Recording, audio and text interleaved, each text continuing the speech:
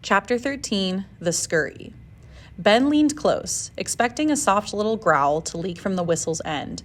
Chirrt! He plunged his fingers into his ears. Stop, he begged. Pearl dropped the whistle. The sound had been as loud as a train passing directly through the bedroom. Snooze squeaked and dove into his nest. The sound echoed off the walls, then faded.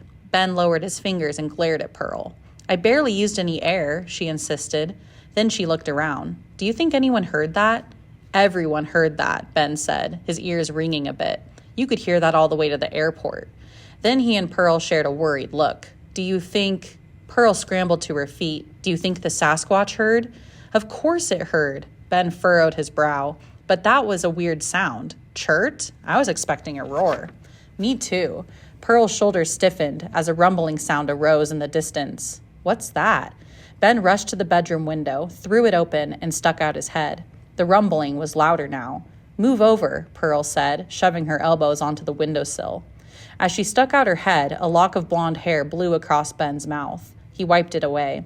It sounds like something very big is running this way. Something very big? Running this way? Ben's heartbeat quickened.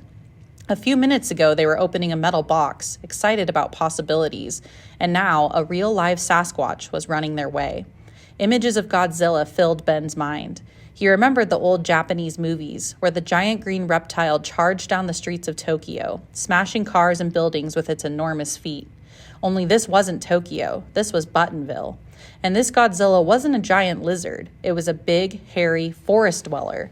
What do we do? Ben asked, his voice squeaking. We're not ready. We haven't figured out how to trap it. We haven't figured out how to get it back to the factory. Shh, Pearl interrupted. Listen. Ben swallowed his panic and turned his ear toward the street. The rumbling grew closer, but it sounded different, more complex. It sounded like a herd of cattle. He didn't remember seeing any grazing land on the drive from the airport. Just lots and lots of trees. Do you have cattle in Buttonville?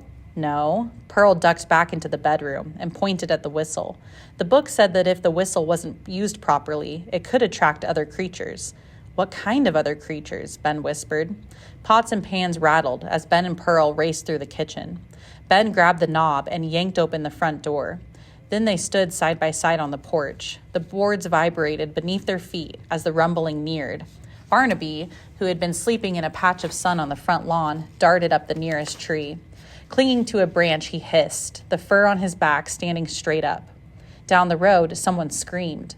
Ben clung to the porch railing as a gray mass appeared around the corner. Squirrels? Pearl cried.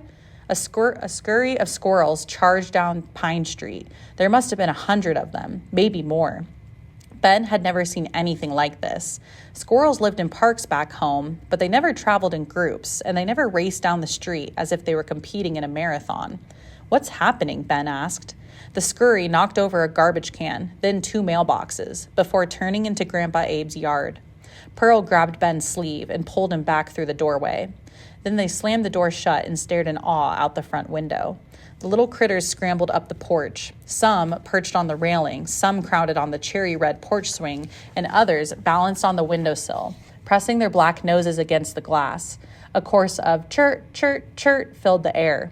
Whoa, Ben said. That's the same sound the whistle made.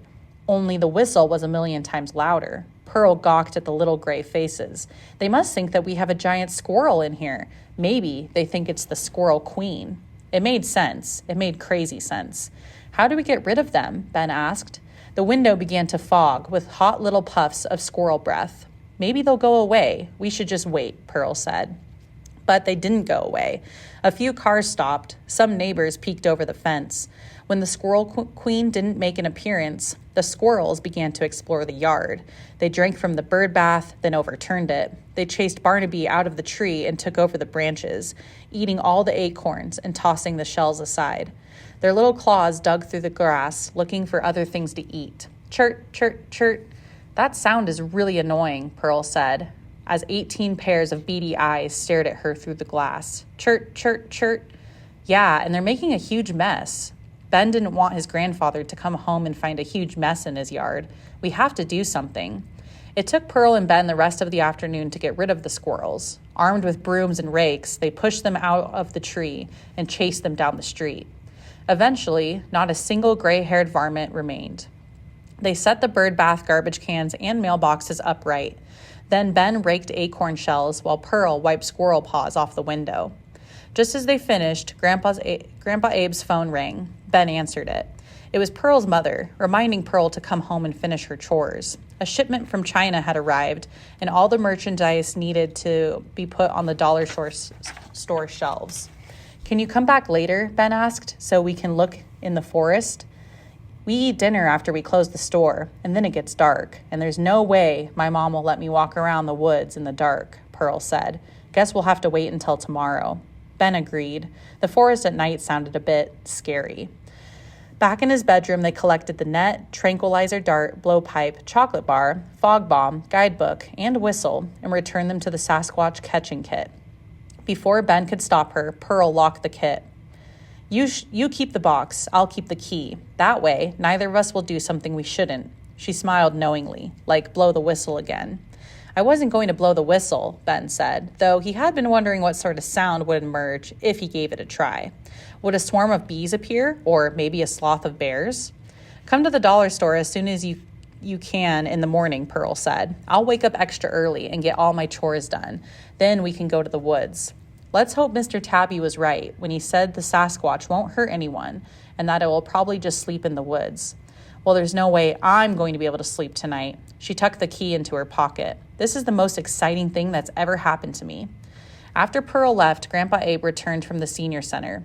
"What have you been up to?" he asked. "Just hanging out with Pearl," Ben said. "Pearl? The troublemaker?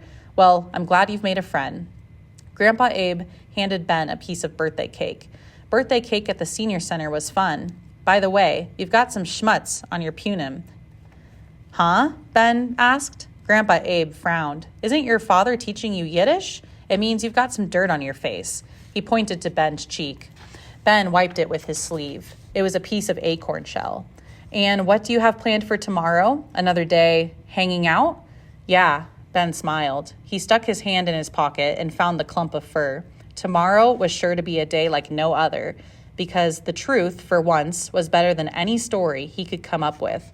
Tomorrow, he would go looking for a Sasquatch.